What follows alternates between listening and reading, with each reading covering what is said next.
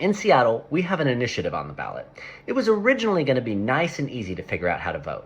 The initiative would have said something like, hey, remember last year when we created a social housing development agency so we could make mixed income, permanently affordable housing a thing in Seattle? And we said we'd do the funding next year?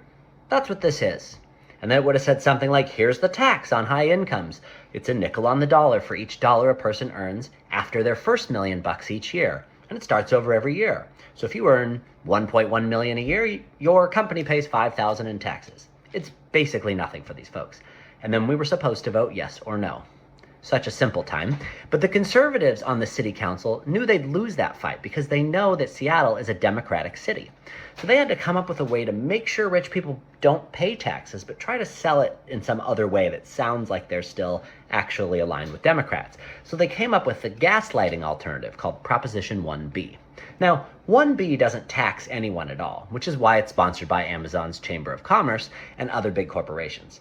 It's kind of a reverse Robin Hood maneuver where they take 10 million from some other affordable housing for even poorer people and move it over to this one. And they do some other dumb stuff to make sure the housing isn't actually mixed income. It seems they figured, why pay taxes when you can make working people fight for the scraps? That's what 1B is. So now we have to vote yes on Proposition 1 and then vote and then vote 1A, not 1B. It's confusing because that's what they wanted it to be.